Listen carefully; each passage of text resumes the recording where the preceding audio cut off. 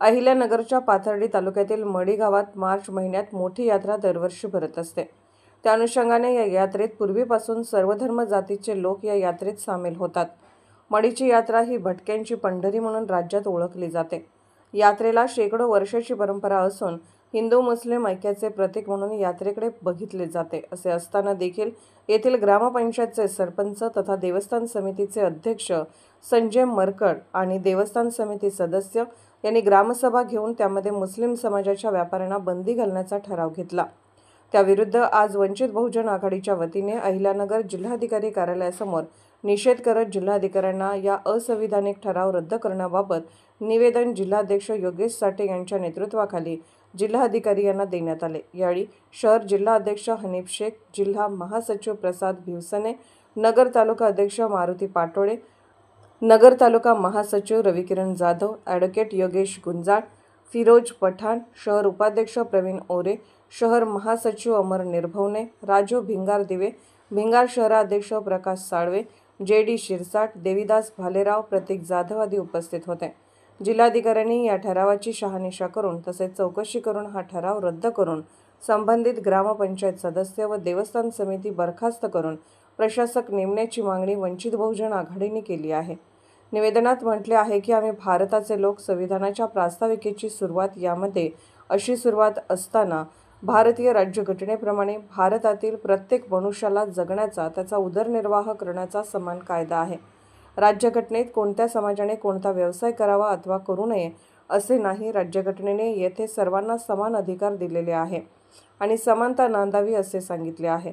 मढी गावच्या यात्रेत जो काही असंविधानिक ठराव करून दोन समाजात तेढ निर्माण होईल अशाने समानता राहणार नाही।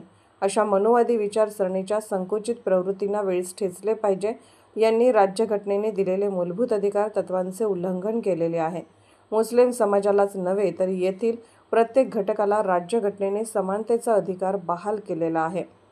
चैतन्य कानिफनाथ महाराज यात्रेमध्ये मुस्लिम समाजाच्या व्यापाऱ्यांना बंदी घालून असंविधानिक ठराव संमत करणाऱ्या सरपंच तथा देवस्थान समितीचे अध्यक्ष संजय मरकड यांच्यासह ठरावास मंजुरी देऊन संमती देणाऱ्यांवर कठोरात कठोर कारवाई करावी, तसेच असंविधानिक ठराव करून पदाचा गैरवापर करणाऱ्या ग्रामपंचायत बरखास्त करावी व तेथे प्रशासक नेमण्यात यावा व ठराव नामंजूर करण्याचे आपण आदेशित करावे।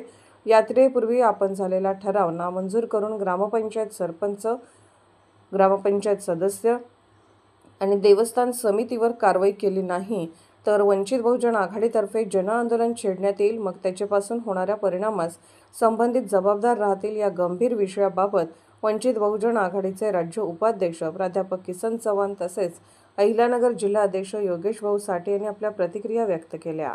आज वंचित बहुजन आघाडीच्या वतीने माननीय जिल्हाधिकारी साहेब यांना मढी येथील जो काय असंविधानिक ठराव मंजूर करण्यात आलेला आहे त्या संविधानाच्या विरोधात जाहीर निषेध नोंदवून त्या ग्रामपंचायत विरोधात आणि जे काही विद्यमान सरपंच असतील, ग्रामपंचायत सदस्य असतील आणि श्री चैतन्य कानिफनाथ महाराज यांच्या देवस्थानच्या जे कमिट्या असतील त्यांनी जो ठराव मंजूर केला, त्यांना संमती दर्शवली, त्या सर्वांवर कायदेशीर कारवाई करण्यात यावी व त्या ग्रामपंचायतवर प्रशासक नेमून ग्रामपंचायत बरखास्त करण्याची आम्ही वंचित बहुजन आघाडीच्या वतीने केलेली आहे।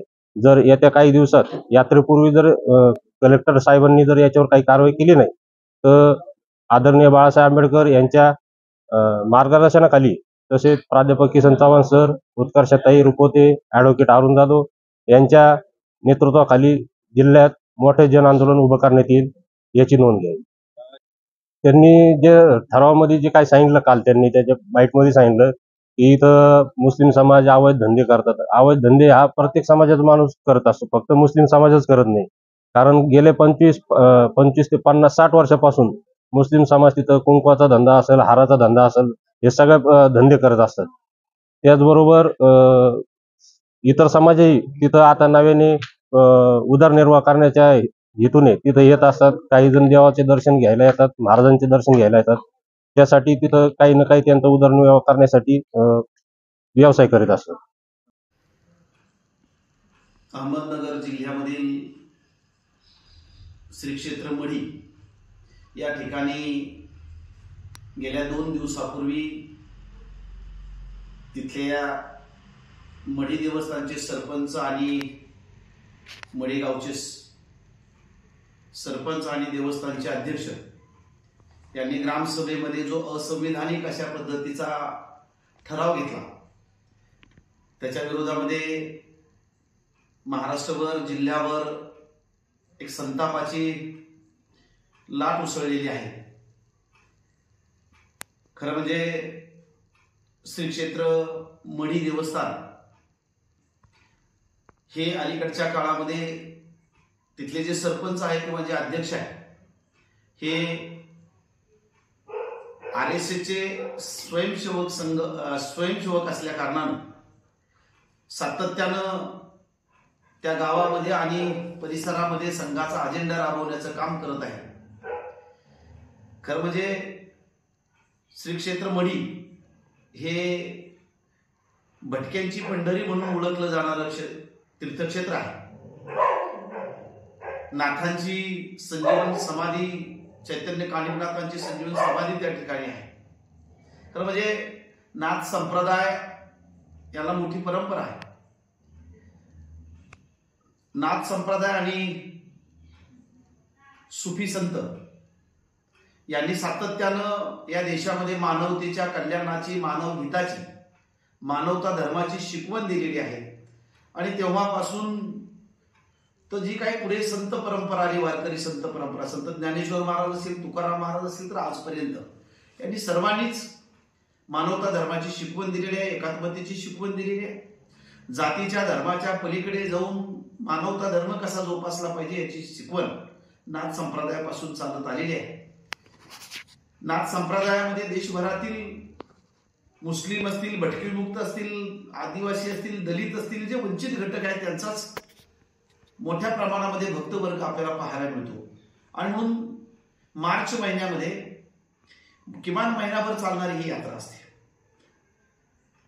देशभरातून जे भटके विमुक्त आहे, कारण मढीला भटक्यांची पंढरी का म्हटलं जातं, ते देशभरातनं आपल्या उदरनिर्वाहासाठी पूर्वीच्या काळामध्ये भटकंती करत करत देशभर फिरणाऱ्या भटके विमुक्तांच्या ज्या जमाती आहेत, विमुक्त 14 आणि भटक्यांच्या 28 जमाती, काही मुस्लिम धर्मीय त्याच्यामध्ये भटके विमुक्त आहेत. हे एक महिनाभर मढीला यायचे, महिनाभर तिथे थांबायचे, तिथे त्यांचे विवाह व्हायचे, त्यांच्या पंचायती व्हायच्या, एकमेकांचं सुख दुःख वाटून घ्यायचे. आणि म्हणून देशभरात सगळे भटके विमुक्त त्या ठिकाणी जमत असायचे. नुसते भटके विमुक्तच नाही तर अनेक वेगळ्या समाजातला भक्तवर्ग नाथांचा आहे आणि त्यामुळे देशभरातून नाथ भक्त येत असतात. परवा तिथले जे काही विद्यमान सरपंच आणि देवस्थानचे स्वतःला ते म्हणून घेतात अध्यक्ष, यांनी असा ठराव घेतला की येणाऱ्या या यात्रेमध्ये मुस्लिम समाजातल्या कोणत्याही व्यापाऱ्याला तिथे त्याचं व्यवसाय करता येणार नाही, अशा पद्धतीचा ठराव घेतला. त्या ठरावावरती ग्रामसेवकाची सही आहे. आणि म्हणून या घटनेचा वंचित बहुजन आघाडीच्या वतीने आम्ही जाहीर धिक्कार करतो, जाहीर निषेध व्यक्त करतो. आज वंचित बहुजन आघाडीच्या वतीनं अहमदनगरला जिल्हाधिकाऱ्यांना निवेदनही दिले आहे. सकाळीच या अनुषंगानं वंचित बहुजन आघाडीचे राष्ट्रीय नेते आदरणीय ॲडव्होकेट बाळासाहेब आंबेडकर साहेबांशी चर्चा झालेली आहे. त्यांनी देखील सांगितलं की तो जो ठराव घेतलेला आहे तो असंविधानिक ठराव आहे, संविधानाला छेद देणारा ठराव आहे. कारण हा देश संविधानानुसार चालतो आणि म्हणून जो ठरावच जातीय द्वेष, धार्मिक द्वेष पसरणार आहे तो घेताच येऊ शकत नाही. आणि म्हणून आपण समाजाच्या सोबत असलं पाहिजे. म्हणून वंचित बहुजन आघाडी मुस्लिम समाजाच्या सोबत आहे. अर्थातच वंचित बहुजन आघाडी इथल्या नाहिरे वर्गात, शोषित वर्गांच्या बरोबर आहे. कालही होती, आजही होती आणि उद्याही असणार आहे.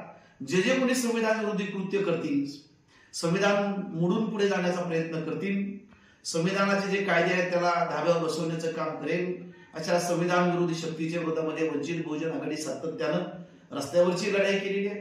आणि म्हणून काल जो ठराव झाला मढीला, त्याच्यातनं वातावरण तापलेलं आहे. धार्मिक द्वेष पसरवण्याचं काम विद्यमान सरपंच करतायत. आज दिवसभरातनं आम्ही सगळा आढावा घेतला. गावातले जे हिंदू लोक आहेत, सवर्ण लोक आहेत, ते मुस्लिमांच्या सोबत आहे.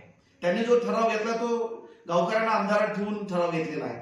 आजही गावातले जे काही माजी सरपंच आहेत किंवा जे बाकीचे गावकरी आहेत त्यांच्याशी आम्ही सकाळपासून बोलतोय. ते देखील म्हणतात की हा जो ठराव घेतला आम्हाला अंधारावर ठेवून घेतलेला आहे. आम्ही मुस्लिम समाजाच्या विरोधात नाही, आम्ही सोबत आहोत.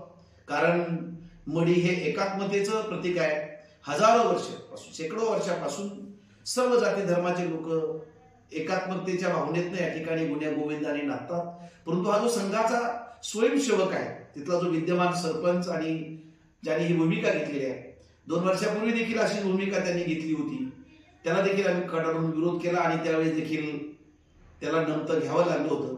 खरं म्हणजे कायदे केले पाहिजे, काही नियम केले पाहिजे यात्रेच्या अनुषंगाने, त्याची पायमल्ली होता कामा नये. बरोबर आहे, त्याने जे सांगितलं की मुस्लिम समाज अवैध धंदे करतोय, दारू विकतोय किंवा बाकीच्या काही गोष्टी करतोय, तर आम्ही विचारलं आमच्या सगळ्या कार्यकर्त्यांना, लोकांनी देखील सांगितलं की त्या गावातल्या एकाही मुस्लिम समाजातल्या व्यक्तीचा अवैध धंदा नाही.